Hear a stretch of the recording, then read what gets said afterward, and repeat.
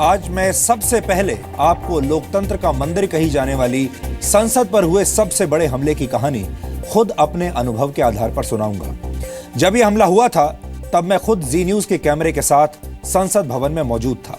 15 साल हो चुके हैं। मैंने उन आतंकवादियों को देखा था। मैंने आतंकवादी हमले को नाकाम करने की कोशिश में शहीद होते जवानों को भी देखा था। आप ये भी कह सकते हैं कि मैं और जी न्यूज का कैमरा उस दिन चलाई गई हर गोली के गवाह हैं। इस हमले की गंभीरता का अंदाजा आप इस बात से लगा सकते हैं कि उस दिन संसद भवन के अंदर 100 से ज्यादा सांसद मौजूद थे। इनमें से कई मंत्री भी थे। आतंकी संसद के अंदर ही इन सांसदों को बंधक बनाने के लिए आए थे, लेकिन 9 लोगों की शहादत ने आतंकवादियों के मंसूबों को कामयाब नहीं होने दिया। इन 9 लोगों में दिल्ली पुलिस के 5 जवान, संसद भवन के 2 सुरक्षाकर्मी, सीआरपीएफ की एक महिला कांस्टेबल और संसद भवन का एक माली शामिल थे। इसलिए आज हम 15 वर्ष पहले देश की संसद को बचाने के लिए जान की बाजी लगाने वाले हमारे सुरक्षा कर्मियों को श्रद्धांजलि देना चाहते हैं, क्योंकि अगर ये सुरक्षा कर्मी आतंकवादियों को नाकाम नहीं करते तो उस दिन अनर्थ हो जाता।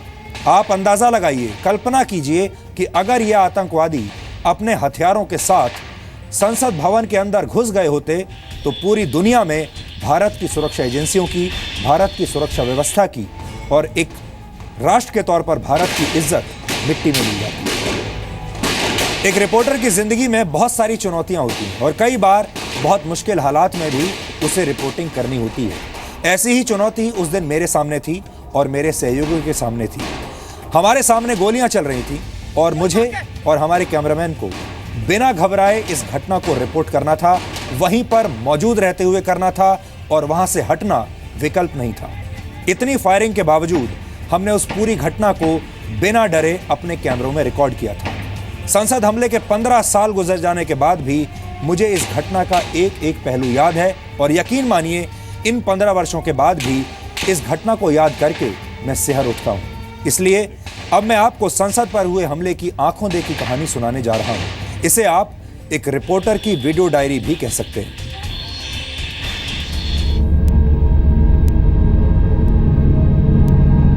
आज मैं आपको भारत के लोकतंत्र पर हुए सबसे बड़े हमले की कहानी खुद अपने अनुभव के आधार पर सुनाऊंगा।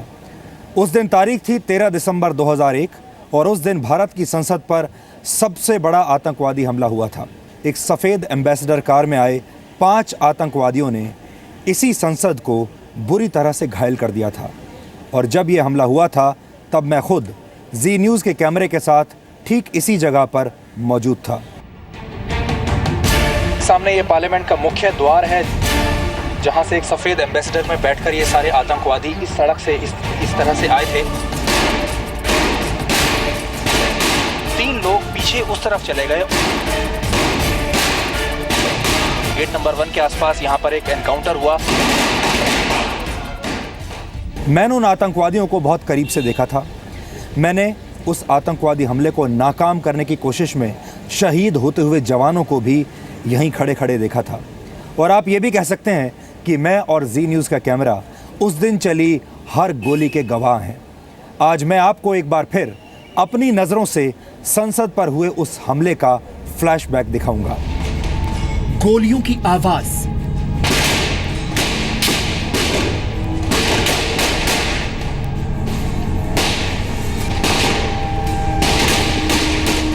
हाथों में AK-47 लेकर संसद परिसर में दौड़ते आतंकी, बदहवास सुरक्षाकर्मी, इधर उधर भागते लोग। संसद भवन के अंदर का यह वो मंजर था जिस पर यकीन करना मुश्किल हो रहा था, लेकिन यह भारतीय लोकतंत्र की बदकिस्मती थी कि हर तस्वीर सच थी।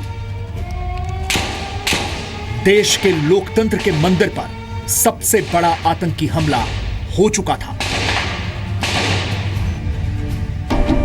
13 दिसंबर 2001, समय 10:15, संसद भवन।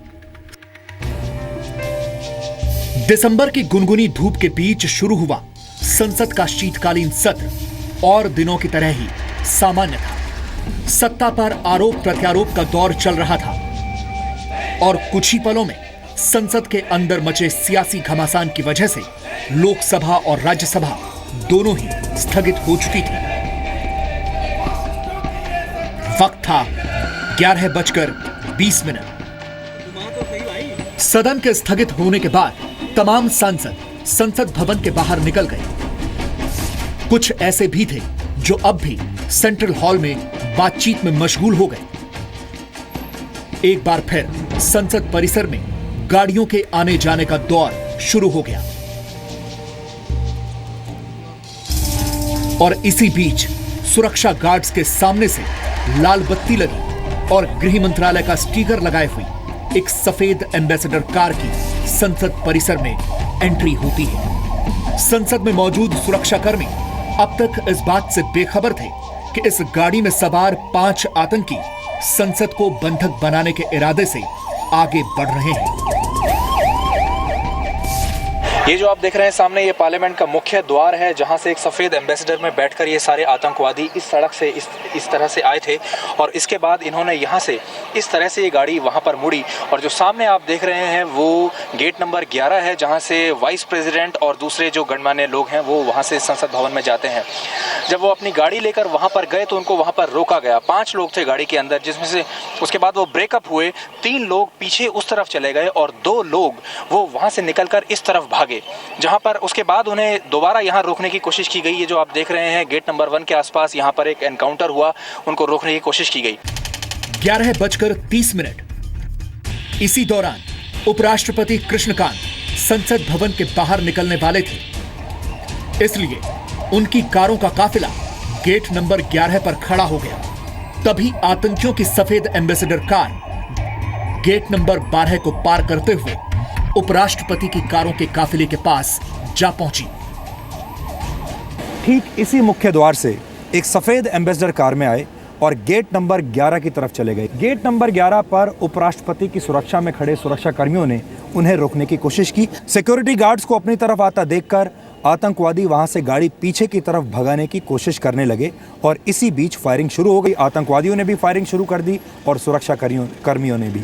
और ये बहुत ही तनाव से भरा हुआ वक्त था और मैं उस वक्त यहाँ खड़ा हुआ उस तनाव को महसूस कर सकता था। उपराष्ट्रपति के काफिले में एस्कॉर्ट 1 कार पर तैनात दिल्ली पुलिस के एएसआई जीतराम ने एम्बेसडर कार को रोकने की कोशिश की। जीतराम की आवाज सुनकर संसद की सुरक्षा में तैनात सुरक्षाकर्मी जगदीश यादव आतंकवादियों की गाड़ी की तरफ भागे। तुम्हारे गाड़ी के अंदर कौन है? रुक जाओ! रुक जाओ! जगदीश यादव आतंकवादियों की हरकतें देखकर आतंकियों को गाड़ी रोकने की चेतावनी देते हुए संसद के सभी दरवाजे बंद करने की सूचना देते हैं और इतने में ही आतंकवादी फायरिंग शुरू कर देते हैं। पार्लियामेंट के सारे गेट बंद कर दो, हेलो! कुछ गड़बड़ है, रुक जाओ! इस फायरिंग में गोली जगदीश यादव को लग गई और वो शहीद हो गए।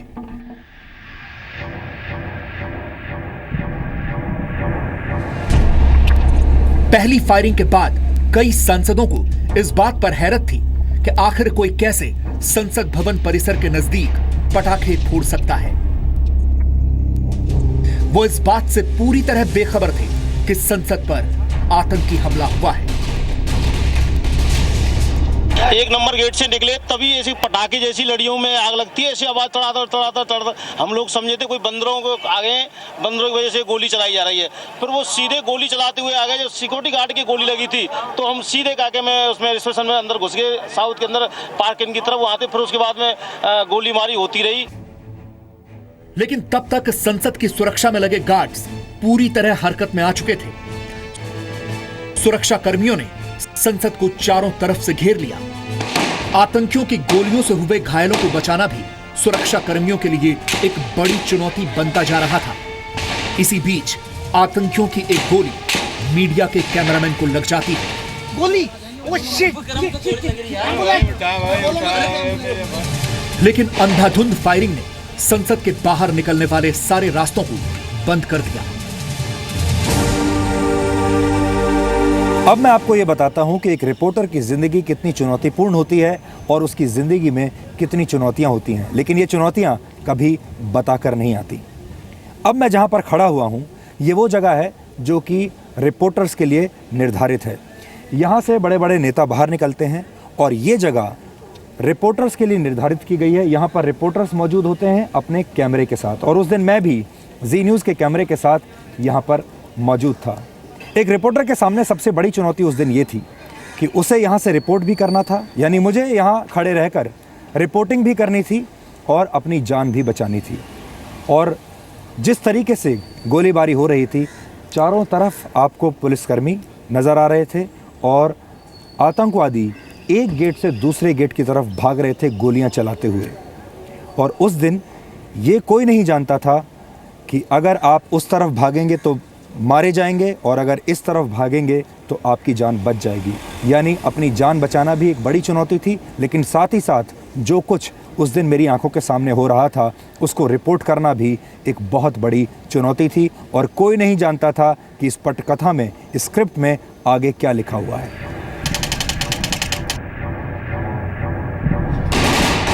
इस वक्त तक सरकार में ऊपर से नीचे तक किसी को अंदाजा नहीं था कि संसद की सुरक्षा में सेंध लग चुकी है।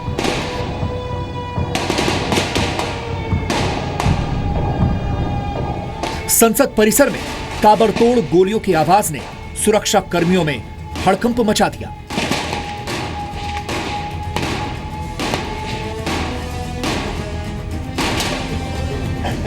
इस वक्त देश के गृह मंत्री लाल कृष्ण आडवाणी समेत करीब 100 से ज्यादा सांसद मेन बिल्डिंग में ही मौजूद थे। आतंकवादियों का मकसद किसी भी तरफ से संसद में घुसकर मंत्रियों और सांसदों को बंधक बनाना था, लेकिन संसद के दरवाजे पहले ही बंद किए जा चुके थे। आतंकवादियों के हमले के तरीके से यह समझ आ चुका था कि वो अपने मकसद में कामयाब नहीं हो पा रहे हैं, इसलिए बौखलाहट में फायरिंग कर रहे हैं।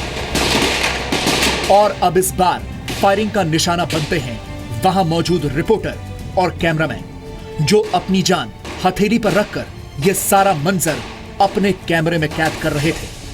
आप हमारे पीछे देख सकते हैं, ये एक खास जगह बनाई गई है जहां मीडिया के लोगों को, जहां पर लोग खड़े होते हैं। सारे नेता यहीं पर आते हैं हमसे बातचीत करने के लिए, और हर रोज की तरह हमारी कैमरा टीम आज भी यहां पर मौजूद थी और ठीक 15 मीटर की दूरी पर यहां से एनकाउंटर चल रहा था।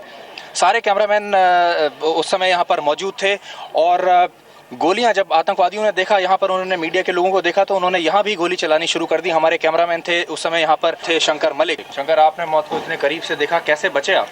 अब मैंने जो पहले देखा जाए, पहली बार ऐसे हो रहा है।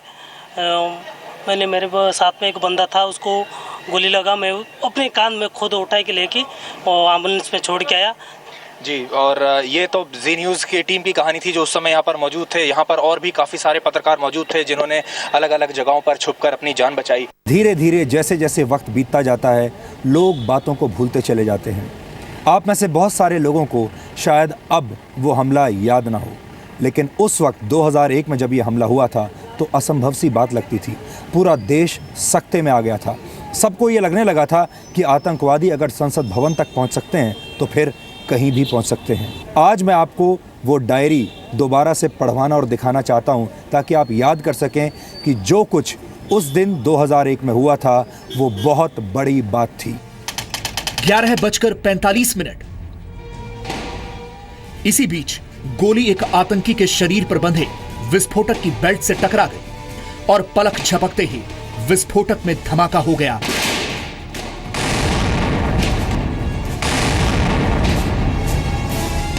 और आत्मघाती आतंकी के शरीर के निचले हिस्से की धज्जियां उड़ गईं। इस धमाके की गूंज और जले हुए बारूद की गंध हर तरफ फैल गई। वहां गेट नंबर 1 पर जो अंदर जाने के लिए मेन गेट है, वहां पर एक आतंकवादी जो कि ह्यूमन बॉम्ब था वो वहां पर गया और उसने अपने आप को एक्सप्लोड कर लिया। एक्सप्लोजन इतना ज़्यादा बड़ा था कि वहां पर ऊपर तक, छत तक जो है मांस के लोथड़े ऊपर लगे हुए हैं, मांस चारों तरफ फैला हुआ है वहां पर। आतंकियों को रोकने के लिए जबरदस्त जवाबी फायरिंग जारी थी और इसी बीच 5 में से 3 आतंकी हमजा, राणा और राजा अंधाधुंध फायरिंग करते हुए गेट नंबर 9 की तरफ बढ़ रहे थे। लेकिन सुरक्षा कर्मियों के निशाने के सामने आते ही ये तीनों आतंकी भी गेट नंबर 9 पर ही मारे गए। हालांकि एक आतंकवादी हैदर की तलाश अब भी जारी थी। हैदर पूरे संसद भवन का चक्कर लगाते हुए उस गेट नंबर 5 तक पहुंच गया जिसका इस्तेमाल प्रधानमंत्री करते हैं। लेकिन वहां मौजूद सीआरपीएफ के एक जवान की बंदूक से निकली गोली से हैदर भी मारा जाता है। पांचों आतंकियों के मारे जाने के बावजूद इस वक्त तक सुरक्षा कर्मियों को नहीं पता था कि आखिर संसद पर हमला कितने आतंकियों ने किया है। इसकी एक वजह यह भी थी कि मारे गए पांचों आतंकियों ने जो हैंड ग्रेनेड चारों तरफ फेंके थे उनमें से कुछ आतंकियों के मारे जाने के बाद फटे।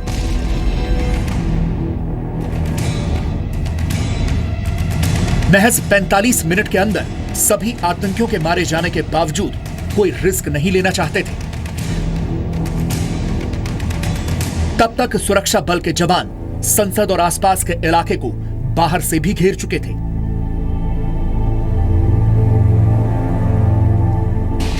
गोलियों की आवाज और हैंड ग्रेनेड के धमाके की जगह अब एम्बुलेंस के सायरन ने ले ली थी। इस पूरे इलाके को पुलिस ने पूरी तरह से सील कर दिया है। जैसा आप देख रहे हैं चारों तरफ सिक्योरिटी फोर्सेस, दिल्ली पुलिस यहाँ पर है, सीआरपीएफ यहाँ पर मौजूद है और ब्लैक कैट कमांडोज यहाँ पर मौजूद हैं। बसेस में से अब यहाँ पर एमपीज को इस तरह की बसेस से अब वापस सदन से उनके घरों को ले जाया जा रहा है और एक सोच ये है कि सांसदों का और मंत्रियों का अब यहाँ पर ज्यादा देर खड़े रहना ठीक नहीं है। संसद पर हमले को नाकाम करने में करीब 45 मिनट लगे, लेकिन इन 45 मिनटों ने जो निशानी हमारे देश को दी वो आज भी मौजूद है। पांचों आतंकियों को खत्म करने के बाद कुछ वक्त यह तय करने में लगा कि सारे आतंकी मारे गए हैं। इसके बाद एक एक करके बम निरोधी दस्ता, एनएसजी के कमांडो संसद भवन में पहुंचते हैं, जो संसद परिसर में मिले जिंदा बमों को डिफ्यूज करने में जुट गए। तलाशी के दौरान आतंकियों के बैग से विस्फोटक के अलावा खाने पीने का सामान भी मिला, यानी वो ज्यादा से ज्यादा वक्त तक संसद में रुकने के लिए तैयार होकर आए थे। आतंकियों का मकसद था कि हमले के दौरान सांसदों को और मंत्रियों को बंधक बना लिया जाए, लेकिन ऐसा नहीं हो पाया। अब जांच एजेंसियों की नजर उस एम्बेसडर कार पर पड़ती है जिससे आतंकी आए थे। इस कार की जांच में पता चला कि आतंकी करीब 30 किलो आरडीएक्स लेकर संसद भवन में घुसे थे। इससे अंदाजा लगाया जा सकता है कि अगर आतंकी इस कार में विस्फोट करने में कामयाब हो जाते तो संसद की तस्वीर क्या होती। आज मैंने आपको संसद पर हुए उस हमले का एक फ्लैशबैक दिखाया और इस घटना से जुड़े अपने निजी अनुभव आज मैंने आपके साथ शेयर किए, ताकि आप लोकतंत्र पर हुए इस सबसे बड़े हमले की गंभीरता को समझ सकें। उम्मीद है कि ये प्रयास आपके लिए ज्ञानवर्धक साबित होगा, क्योंकि हमारे बहुत सारे दर्शकों ने इस काली तारीख से जुड़ी रिपोर्टिंग पहले कभी नहीं देखी होगी। आपने लोगों की डायरियां तो अक्सर पढ़ी होंगी, लेकिन ये एक रिपोर्टर की वीडियो डायरी है और इस वीडियो डायरी के जरिए मैंने आपको बताने की कोशिश की कि उस दिन क्या हुआ था। उस दिन कुछ भी हो सकता था। कोई नहीं जानता था आतंकवादियों की असली संख्या क्या है, कोई नहीं जानता था कि आतंकवादी इसके बाद किस तरफ बढ़ेंगे, आतंकवादी और कितनी जान ले सकते हैं और इसके बाद आतंकवादियों का पूरा गेम प्लान क्या था। हमारे देश की राजनीतिक रेखा उस दिन मिट सकती थी, बहुत सारे लोगों की जान उस दिन जा सकती थी। हमारे देश में लोगों की याददाश्त बहुत कमजोर होती है। उस दौरान न सिर्फ भारत में बल्कि पूरी दुनिया में इस हमले की चर्चा थी और यह हमला इतना गंभीर था कि भारत और पाकिस्तान के बीच उसके बाद युद्ध जैसी स्थिति पैदा हो गई थी। लेकिन ऐसा लगता है कि अब लोग सब कुछ भूल चुके हैं। हमारे देश में भी लोग धीरे धीरे सब कुछ भूल जाते हैं। 15 साल बीत चुके हैं। संसद पर हुए इस हमले को भी अब देश ऐसा लगता है कि भूल गया है। इस हमले के 15 वर्षों के बाद संसद की सुरक्षा बहुत कड़ी कर दी गई है। अब संसद में सुरक्षा के बहुत कड़े इंतजाम हैं। अब हमें ऐसा लगता है कि संसद में उस तरीके से पहुंचना जैसे ये आतंकवादी पहुंचे थे अब असंभव है, लेकिन इस घटना के निशान लोगों की याददाश्त से मिट गए हैं। हमें लगता है कि ऐसी घटनाओं को कभी भूलना नहीं चाहिए। ऐसे हमलों की चुभन को हमेशा महसूस करते रहना चाहिए ताकि भविष्य में ऐसे खतरों से लड़ने की प्रेरणा हमें मिलती रहे। और हमें हमेशा उन लोगों को याद रखना चाहिए जिनकी वजह से संसद पर हुआ यह हमला नाकाम हुआ था, क्योंकि अगर वो लोग ना होते, अगर उन लोगों ने अपनी शहादत ना दी होती तो भारत की इज्जत पूरी दुनिया में उस दिन मिट्टी में मिल गई होती और न जाने कितने लोगों की जान इस हमले में जा सकती थी। और डीएनए में अब हम उस लिस्ट का आपके लिए विश्लेषण करेंगे जिसमें आतंकी बुरहान वानी के भाई खालिद वानी को मुआवजा दिए जाने की सिफारिश की गई है। खालिद वानी को पिछले वर्ष यानी 2015 में सुरक्षा बलों ने एक मुठभेड़ में मार गिराया था। खालिद वानी को सेना ने आतंकी संगठन हिजबुल मुजाहिदीन का OWG यानी ओवरग्राउंड वर्कर बताया था। यहां आपको यह समझना होगा कि ओवरग्राउंड वर्कर कौन होते हैं। ओवरग्राउंड वर्कर आतंकवादियों के छोटे छोटे काम करते हैं, आतंकवादियों के लिए मुखबिरी करते हैं और आतंकी घटनाओं के प्लान को जमीनी स्तर पर अंजाम देने के लिए वो मदद किया करते हैं। यानी एक तरह से ओवरग्राउंड वर्कर भी आतंकवादी ही होते हैं। अब सवाल यह है कि एक आतंकवादी की मौत के बाद उसके परिवार को सरकार की तरफ से मुआवजा देने का क्या मतलब है? किसी नुकसान की भरपाई के लिए जो पैसा दिया जाता है उसे मुआवजा कहते हैं। अक्सर जम्मू कश्मीर में आतंकवादियों से मुठभेड़ में शहीद होने वाले सुरक्षा बलों के परिवार वालों को सरकारों की तरफ से मुआवजा दिया जाता है, ये आपने अक्सर सुना होगा। लेकिन यह अपने आप में एक अनोखा केस है जिसमें एक आतंकवादी के परिवार को मुआवजा देने की तैयारी चल रही है। सबसे पहले आपको यह समझना होगा कि कौन सी लिस्ट में बुरहान वानी के भाई खालिद वानी का नाम है और इस लिस्ट का मौजूदा स्टेटस क्या है। हम आपको एक एक करके तमाम जानकारियां देंगे ताकि आपको यह पूरा मामला आज समझ में आ जाए। जम्मू कश्मीर के पुलवामा जिले की डिस्ट्रिक्ट लेवल कमेटी ने 17 ऐसे लोगों की लिस्ट तैयार की है जिनका किसी न किसी आतंकी घटना में नुकसान हुआ है और इसी लिस्ट में खालिद वानी का नाम है। आपके मन में सवाल उठा होगा कि डिस्ट्रिक्ट लेवल कमेटी क्या होती है, तो आपको बता दें कि डिस्ट्रिक्ट लेवल कमेटी कश्मीर के हर जिले में होती हैं और इसका एक काम अलग अलग घटनाओं में लोगों को हुए नुकसान का आकलन करना भी होता है। लेकिन पुलवामा जिले की डिस्ट्रिक्ट लेवल कमेटी ने जिन 17 लोगों की लिस्ट तैयार की है उसमें आतंकवादी बुरहान वानी के भाई खालिद वानी का नाम है। खालिद वानी को भारतीय सेना ने पिछले वर्ष 13 अप्रैल को एक एनकाउंटर में मार दिया था। डिस्ट्रिक्ट लेवल कमेटी ने 17 लोगों के नाम वाली लिस्ट जम्मू कश्मीर के अखबारों में छापी है और साथ ही आम लोगों और तमाम सरकारी या गैर सरकारी संस्थाओं से ऑब्जेक्शन यानी आपत्तियां भी मांगी है। यानी अगर इन 17 लोगों को मुआवजा दिए जाने पर किसी को भी कोई आपत्ति है तो वो सरकार को बता सकता है। माना यह जा रहा है कि सेना इस पर आपत्ति जरूर करेगी क्योंकि सेना ने 2015 में खालिद वानी को हिजबुल मुजाहिदीन का ओवरग्राउंड वर्कर बताया था। यहां पर आपको यह भी बता दें कि जिस वक्त खालिद वानी मारा गया था उस वक्त खालिद का भाई बुरहान वानी जम्मू कश्मीर में एक सक्रिय आतंकवादी था जिस पर सुरक्षा बलों की तरफ से 10 लाख रुपए का इनाम भी घोषित किया गया था। बुरहान वानी को इसी वर्ष सुरक्षा बलों ने 8 जुलाई को एक एनकाउंटर में मार गिराया था जिसके बाद कश्मीर में हिंसा भड़क गई थी। कुल मिलाकर इस लिस्ट का स्टेटस यह है कि अभी मुआवजा नहीं दिया गया है, सिर्फ मुआवजा देने की सिफारिश हुई है। हालांकि यह सिफारिश ही अपने आप में जम्मू कश्मीर सरकार की नैतिकता पर सवाल उठाती है। अगर देश के राज्यों की सरकारें और सरकारी अफसर ही आतंकवादियों को मुआवजा देने की सिफारिश करने लगेंगे तो फिर आतंकवादियों को कौन रोकेगा? इस लिस्ट ने राजनीतिक संभावनाओं के सारे दरवाजे खोल दिए हैं। अब इस पर कड़ी प्रतिक्रियाएं सामने आ रही हैं। हतमी शक्ल देने से पहले जो है हम एक बार ऑब्जेक्शन मांगते हैं अखबार के जरिए। It is not a final thing. जो ये कि अखबार में क्लियर का मतलब हुआ कि we have only called for the objections from the general public. It also includes the government departments, किसी को कोई ऑब्जेक्शन हो तो अभी तक जो है इनको फाइनल नहीं किया गया है। जो ही फाइनल हो जाएंगे इसके बाद जो है उस वक्त हम कह सकते हैं कि केसेस जो है अप्रूव हो गए हैं। कैबिनेट में तो कोई फैसला नहीं लिया गया। ना ना ना नहीं, गवर्नमेंट ने ये एक अनाउंसमेंट की है, तो गवर्नमेंट में तो आप भी गवर्नमेंट में आते हैं। नहीं, ये हरगिज़ ये नहीं है कि कोई मिलिटेंट हो और उसके भाई को मरे, उसको बिल्कुल कभी नहीं हो सकता है। मिलिटेंट जो है मिलिटेंट है, वो हमारा दुश्मन है और उसने बल्कि नुकसान पहुँचाया है। मैं तो कहता हूँ उसको अगर वो मर गया, अगर और भी सज़ा वहाँ भी देनी हो तो देनी चाहिए, तो क्या बात करते हैं। अगर बुरहान वानी के भाई को कोई कंपनसेशन का कोई प्रोविजन आता है, हम इसका विरोध करेंगे। भारतीय जनता पार्टी को ऐसे किसी मूव की कोई जानकारी नहीं है। अगर इस प्रकार का कोई मूव सरकार की तरफ से आएगा, हम इसका विरोध करेंगे, क्योंकि कंपनसेशन जो होती है आतंकवादियों के लिए नहीं होती है। कंपनसेशन आतंकवादी घटनाओं में शहीद होने के लिए, शहीद हुए वीरों के लिए होती है। आतंकवादियों के लिए कोई कंपनसेशन नहीं होती है। आतंकवादियों के लिए बंदूक की गोलियां होती हैं। बुरहान वानी एक उग्रवादी था। बुरहान वानी ने हिंदुस्तान की सरकार और हिंदुस्तान के खिलाफ एक जंग छेड़ रखी थी। बुरहान वानी ने हिंदुस्तान की फौजों पर आक्रमण किया और एक एनकाउंटर में मारा गया।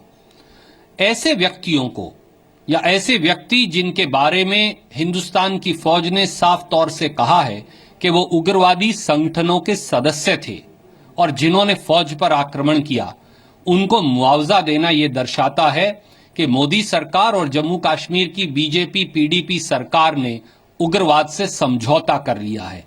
ये देश के लिए बड़ी खतरनाक बात है। ये दुर्भाग्य की बात है कि आज हमने आपको उन शहीदों के बारे में बताया जिन्होंने संसद पर होने वाले हमले को नाकाम किया था।